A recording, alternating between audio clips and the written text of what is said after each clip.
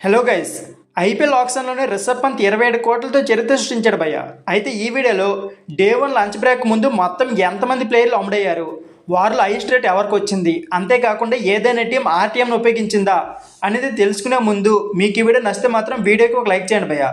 అలాగే మన ఛానల్ని సబ్స్క్రైబ్ చేసి నన్ను సపోర్ట్ చేయండి. ఇక లేట్ చేయకుండా వీడియోని స్టార్ట్ చేసేద్దాం. ఐపీఎల్ 2025 మెగా ఆక్షన్లో first auction player Harshdeep Singh 2 కోట్ల బేస్ ప్రైస్ ఆక్షన్లోకి వస్తే అతన్ని పంజాబ్ కింగ్స్ అయితే ఆర్టీఎంను ఉపయోగించి 18 కోట్లకు దక్కించుకుంది భయ్య. ఇకపోతే ఐపీఎల్ 2025 మెగా ఆక్షన్లో second auction player Kagiso Rabada 2 కోట్ల బేస్ ప్రైస్ ఆక్షన్లోకి వస్తే అతని గుజరాత్ టైటన్స్ 10 కోట్ల 75 లక్షలకైతే సొంతం చేసుకుంది భయ్య. ఇకపోతే ఐపీఎల్ 2025 మెగా ఆక్షన్లో థర్డ్ ప్లేయర్ శ్రేయస్ అయ్యర్ 2 కోట్ల బేస్ ప్రైస్ ఆక్షన్లోకి వస్తే అతన్ని పంజాబ్ కింగ్స్ 26 కోట్ల 75 లక్షలకైతే సొంతం చేసుకుంది భయ్య. తర్వాత జాస్ బట్లర్ 2 కోట్ల బేస్ ప్రైస్తో వేలంలోనికి రాగా గుజరాత్ టైటన్స్ 15 కోట్ల 75 లక్షలకు సొంతం చేసుకుంది భయ్య.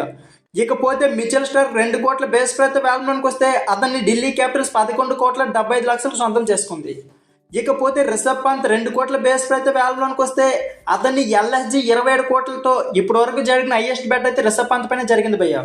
ఆ తర్వాత డేవిడ్ మిల్లర్ని ఎల్ఎస్జీ 7 కోట్లకు సొంతం చేసుకుంది. ఇకపోతే యజ్వేంద్ర చాహల్ 2 కోట్ల బేస్ ప్రైస్తో వేలంలోనికి రాగా అతన్ని పంజాబ్ కింగ్స్ 18 కోట్లతో దక్కించుకుంది భయ్య. ఇకపోతే మహమ్మద్ సిరాజ్ 2 కోట్ల బేస్ ప్రైస్తో వేలంలోనికి రాగా అతన్ని గుజరాత్ టైటన్స్ 12.25 కోట్లకు సొంతం చేసుకుంది. ఇకపోతే లివింగ్స్టోన్ 2 కోట్ల బేస్ ప్రైస్తో వేలంలోనికి వస్తే అతన్ని ఆర్సీబీ 8 కోట్ల 75 లక్షలు సొంతం చేసుకుంది.